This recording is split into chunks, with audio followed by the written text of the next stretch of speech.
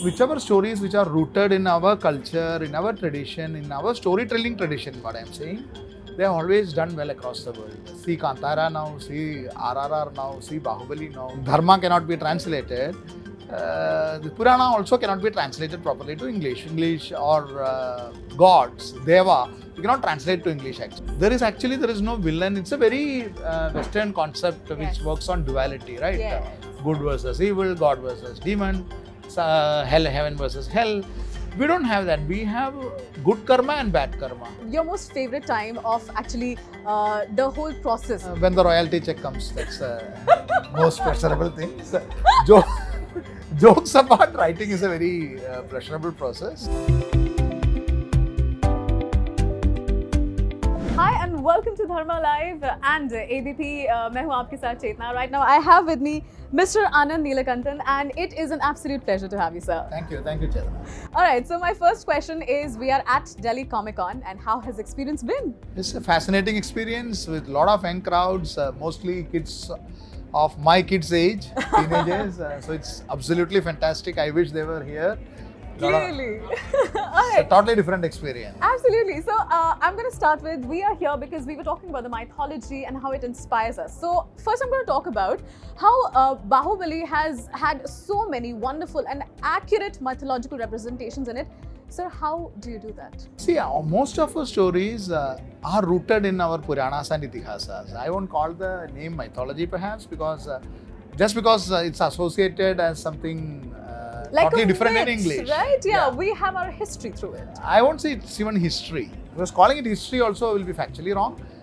It is Itihasas, it may have happened like that. It happened like that, it may have happened like that, it keeps happening like that. Right. So, like many things which cannot be translated, like Dharma cannot be translated, the Purana also cannot be translated properly to English. English or gods, Deva, we cannot translate to English actually. Right, right. But whichever stories which are rooted in our culture, in our tradition, in our storytelling tradition, what I am saying, they are always done well across the world. See Kantara now, see RRR now, see Baahubali now. True.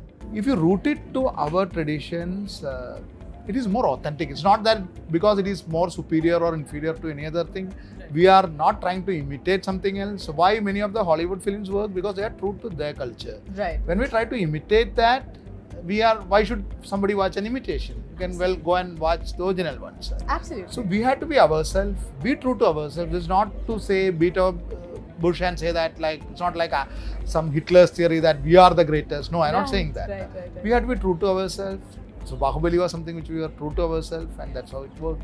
You know, your book, Ravan, when we talk about that. Asura. Yes, Asura. Now, when we talk about that particular book, it is a very, I would say, history is a very controversial aspect, right? Because he was a very big, he was a learned person. He did so many researches and there were so many things. And the only one aspect that sort of brought him down was ahem, right? The ego that he had. So, how did you figure out the nuances of this particular very magnanimous character? As I said, no, I went back to the roots. So there is, in our tradition, there is nothing called villain.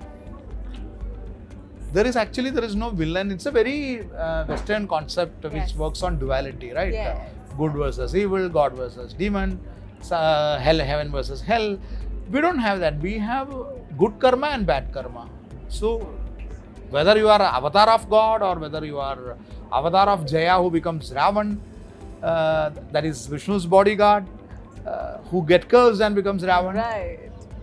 It all depends on if he does good, he gets rewarded for good. If he does bad, he gets rewarded for bad. It doesn't matter whether you are a god or avatar of God or a demon or devil. That's how our Puranas are based on. It teaches us the principles of karma and karma vela.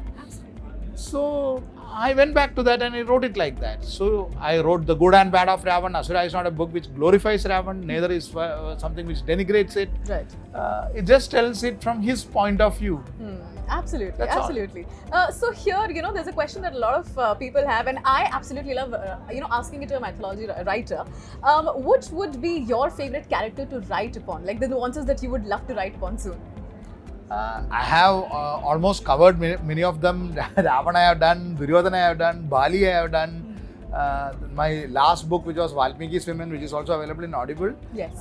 In that, I had told Ramayana through short stories, Right. told from the perspective of Shurpanaka, Tataka, Mantara, and these kind of characters. It gives a totally different flavor. It's the same story, but the moment you start looking at it from some other side, the shadows change because the light is from some other side. So what appears as bright and colorful, that may fall in the shadow when you put the light from the other side.